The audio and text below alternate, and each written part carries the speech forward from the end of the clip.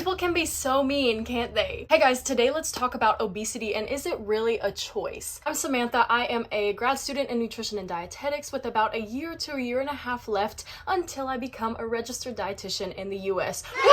And this is what I've got to say about this hot topic, because fat phobia, body positivity, obesity, those have all been really hot topics in the past few years, a little less so than it was a year, 2, 3 years ago. Well, like fat phobia and stuff was a big buzzword about 2 or 3 years ago, but it's still relevant, it's still out there. Some people's entire pages are dedicated to body positivity. I thought of something else I wanted to say. I can't imagine what it's like to walk in somewhere, the store, a gym, the pool, school, or anywhere really, and feel like I don't belong here. That's got to be a terrible feeling if you're overweight or have obesity, to feel like you don't belong. So I try to sympathize with the fat phobia thing, how it exists. Basically just says something's wrong with you if you're overweight or have obesity, which is totally not it. In the dietitian's world, if somebody comes to you, which by the way, unsolicited advice is not allowed in my world. I do not like that stuff. It would only be if somebody came to me and asked, hey, do you have any recommendations for weight loss?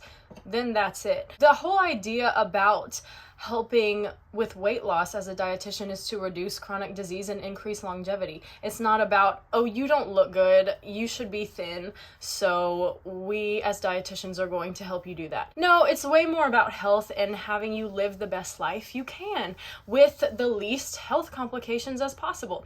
And that's not to say that some people can have a higher weight. They don't have to be in the normal weight range to be super healthy and have all their labs look beautiful and they never have any atherosclerosis or hypertension or anything. That can totally happen too, that you just exist in a larger body weight, but there is a threshold. In my professional educated guess opinion is that there is a limit for a higher weight that is healthy. There is a threshold for everybody where a higher weight is not healthy. And you might be a person who has a much higher healthy weight than someone else, if that makes any sense at all. Because BMI is very rudimentary as a measurement, and a lot of people know that.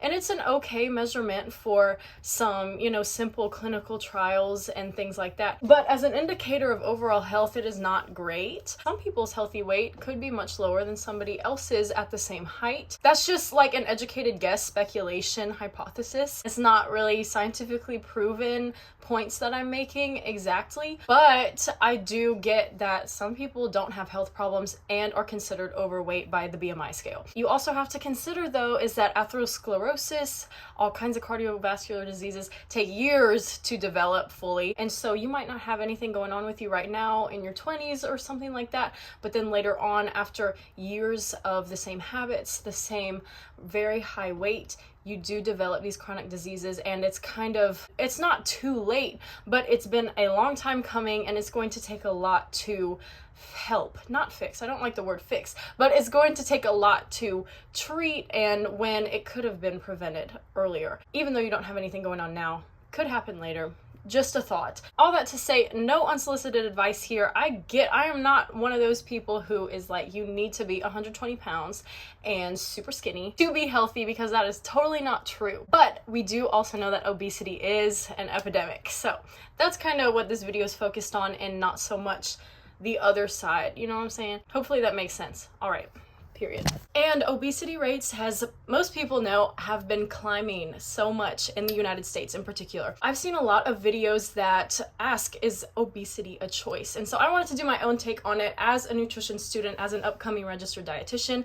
I'm not one yet, but I love these topics, and I am so excited to talk about it. Let's do it. I have never been overweight or obese, so I have no personal experience with this. Although of people who have had obesity or have been overweight, there seems to be one of 3 sides people take. The first side is the people who have put in the work to lose weight and have been successful with losing the weight. The second side is people who have put in the work to lose the weight and who have not been successful in losing weight. And the third side is the people who have not truly put in the work to lose the weight and obviously have not been successful in losing weight. And so the perspective of the first side, the people who have been overweight, who have been obese, have the mentality for others like, I've done it, Why can't you do it too? You're weak, you're lazy, get up and do it, lose the weight. And I'm saying this in extreme terms. Not everybody who has been overweight and has lost the weight has that mentality. For others, I'm just saying this is like the most extreme things I've seen on the media. And I've talked about this before, how the media is the enemy. It just amplifies things on all extremes in every single topic. So I'm not saying if you have had obesity, you think other people who can't lose the weight are weak and lazy. I'm just saying I've seen this a lot online. The second side, people who have really tried losing weight and who have difficulty maintaining their weight loss, who have difficulty losing weight and then gaining it back and yo-yoing like that, who just in general have a difficult time keeping a healthy weight or reaching a healthy weight. The perspective of people who have had that experience are way more empathetic for people who are struggling similarly online, who choose to post their weight loss journey. They seem to really understand the nitty-gritty behind weight loss and how it's not exactly as simple as some people make it out to be. And this perspective seems to be the most neutral out of the three. Sometimes people who have really tried to lose weight and have not been successful or as successful as they hoped feel really defeated, frustrated, and sometimes they can just accept their situation or still be actively trying to lose the weight or maintain it or wherever they are in their journey. And then the third perspective, the people who have not really tried losing weight and who have obviously not been successful losing weight, either have a victim mentality or they are completely satisfied with where they are super happy in their body, they aren't even trying, they don't want to try to lose weight, they have no health issues maybe, they are just happy where they are. So those are kind of the three sides that I see online most of the time with people who have been overweight or obese and share their experience with weight loss or the lack thereof. And then you bring in the opinions of people who have had a healthy weight their whole life and blah, blah, blah. These perspectives have really created a huge divide, at least in the media, between the classical perspective of just lose the weight, it's as simple as energy in, energy out, just do it, and the perspective of everybody's fat phobic, nobody appreciates me because I just carry extra weight. Very different sides of the puzzle. And then there are a lot of people in the middle. So you mix all these different opinions and speculations and hypotheses up, and it creates a really chaotic mess when you get on Instagram, when you get on TikTok, YouTube, and you just kind of are left wondering like, well, what is it? Is obesity a choice? Why am I so defeated if I'm working so hard, but people keep saying I'm lazy and weak? Or the opposite, where people are like, why can't people just get a healthy weight? I was really successful in my weight loss journey. I did the work. And so why can't others? And so it's just kind of crazy to see. I don't know. Maybe I have a lot of this kind of thing on my feed because I look at a lot of nutrition, exercise, weight related things, I guess. But it's really interesting when you start looking at what people have to say in the comments and everything. So let's talk about the two types of obesity. There's monogenic and polygenic obesity. Now these are like umbrella, big, broad terms and classifications of obesity that have been identified by science. So monogenic is early onset, rare, severe. It's regulated by single genes, and there are pharmacological treatments in these cases. Little environmental influence here on the monogenic obesity type.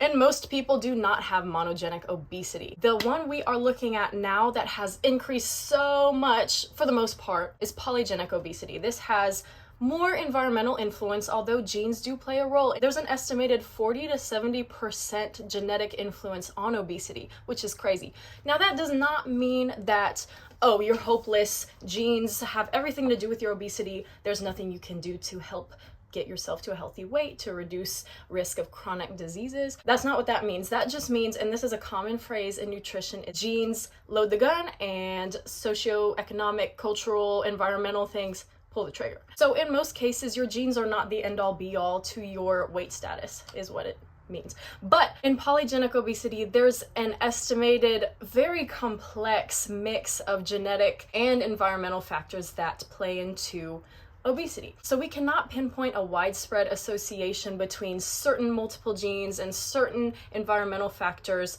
to explain why so many people have obesity these days. And we cannot pinpoint a single treatment or even a select few treatments for polygenic or common obesity because so many things go into the development of this type of obesity. So Samantha, why has obesity increased literally 3 times over in the past 50 to 60 years? There has to be some kind of pinpointed reason. Look at this infographic real quick. In the 1960s, 1970s, it was about 10% obesity rates in both men and women. And then a few years ago, it is now reached over 40% of the population is now obese. But as you look at the overweight lines, that has been pretty steady, which is super interesting, right? Although this next infographic, which is a little old, it's from 2010, I believe, shows how the average weight of American males and females have increased, meaning that while overweight rates have been steady across the years, the proportion of individuals at a healthy weight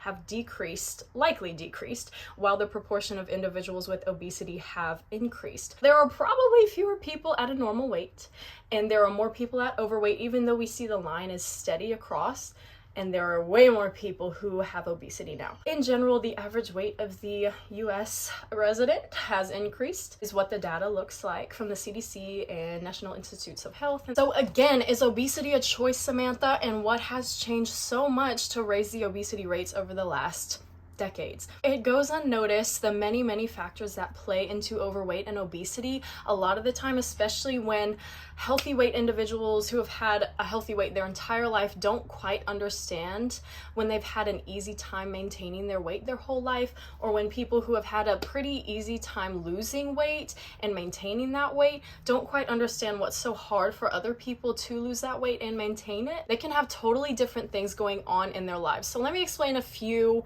things that could be different from one person to another that makes weight loss so much harder, and weight maintenance. The increased availability of highly processed foods and fast foods, massive sociocultural differences in the US, like for example, in the 1950s, 60s, 70s, 80s, and even some today. I'm not saying like this doesn't exist anymore at all, but the nuclear family, the man and woman and children, had specific jobs. The woman stayed home, took care of the house, took care of the kids, took care of the garden, all of that stuff. The man went out and worked and made the money, and they each had their separate jobs. Now, it's way more common today in a nuclear household like that, like wife, husband, kids, that both parents work, bring in money for the house, both parents help the household, both parents help the kids, the dogs, the whatever. This happens because the economy has changed so much. You need more money. You can't afford to just have one parent working at a time, especially if you have multiple kids. So now you've increased the work for both people. The man now does household chores and work. The woman also does household chores and works. And so this has created more stress, less time for sleep, less time for cooking, don't have time to exercise. Because you're tired running around, not getting enough sleep, you run off of caffeine and sugar and processed foods to get you through because there's no time to cook, like I said. And so this can all contribute to obesity as well. And that's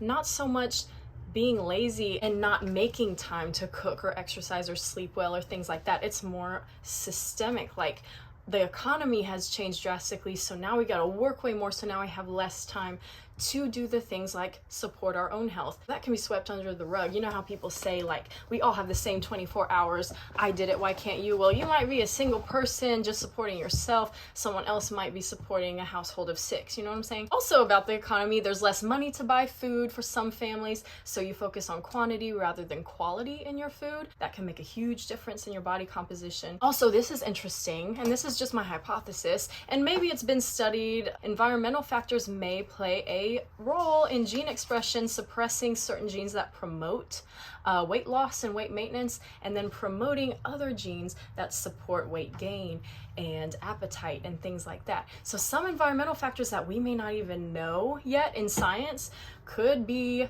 suppressing or promoting certain genes that affect our weight and body composition and overall health. So that is something to consider as well. That goes more back into the genetic component of obesity. Also, this is interesting, habits that are passed down from parents that have just been ingrained in some people who have trained themselves to behave in certain ways that aren't the greatest habits for long-term health. Like for example, I know some people whose parents had them clean their plate. You got to finish all your food before you get up from the dinner table. Even in adulthood, they still have that mentality of, I have to finish my whole plate of food. Even though I'm so full, I have to finish it because that's just what they've been trained to do their entire life. And so even though maybe they don't want to eat anymore, maybe their appetite is fine, they have just had this habit of eating more than they need. And now that they're not growing taller and things like that, the weight has to go somewhere. Overweight and obesity sets in. Also, other habits that can be learned and not really understood until later in life is that using food to de-stress, to decompress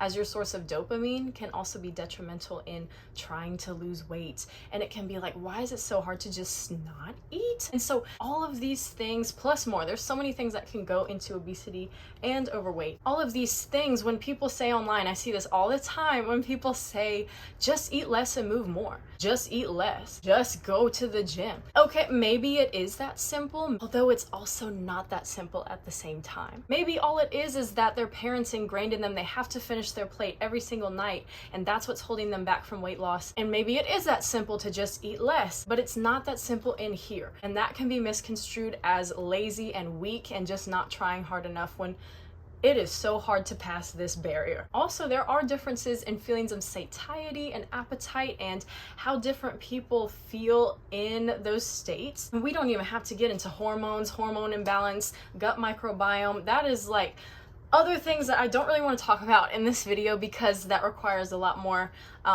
research of my own to tell you guys some real hardcore evidence without steering you guys in the wrong direction. But those are also huge players in the whole weight loss and weight status realm, and you can go on and on. And at the end of the day, polygenic or common obesity is so complex. There's not one single or even a few select solutions to help stop this rising health issue and reduce the risk of chronic disease and prevent additional chronic disease from happening. And this is also why dietitians and personal trainers and other healthcare workers are so important in the healthcare world, because we need to find individual treatment plans for people, because one thing that works for somebody might not work for the next person in terms of weight status and losing weight. Ultimately, obesity seems to be not as much of a choice as it could be.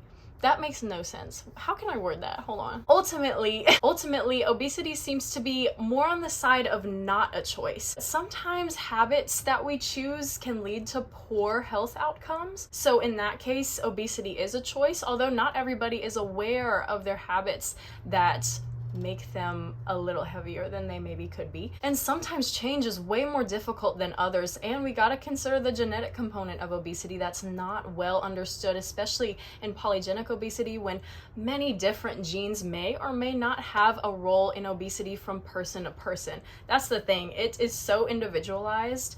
It's crazy. And sometimes obesity begins in childhood, and it's just kind of like, well, this is how I've always been, and that's not quite a choice either. So because change is way more difficult than others, and you may not even realize your habits, you may not realize your childhood played a huge part in your weight status, and your genetics may be a big factor in obesity, I think it's way less of a choice than a choice. I don't believe anybody chooses to really have obesity. Although I didn't even touch on this, hold on. Some people are built bigger than other people, especially, you know how people say they're just big boned? Well, that does hold some merit to it. Mary's hips may be much wider than Becky's hips, and that just makes her look bigger. And that has nothing to do with fat or body composition, it just has to do with bone structure. Same with like wrists. Somebody's wrists may be smaller, or somebody's ribs may be bigger than somebody else, and that can make them look larger. Although there is a big difference between having larger bones and having more fat on your body. Some people are, you know how you see some families who just are a bit heavier than another family who may be on the thinner side. Like, you can see the genetic component there, which is really interesting. And also this is influenced by family traditions and habits as well that are passed down to the generations. So it's a little bit of both once again. Let me know in the comments if you've had any experience with this, overweight, obesity, what your take on it all is. And at the end of the day, science does not have a one exact answer. Although we do understand obesity way better than we used to, still not perfect. Nutrition and science is always changing, and it's a relatively still very new topic. So let's just keep up with the literature and see where we go. Thank you guys so much for watching, and I'll see you in the next video.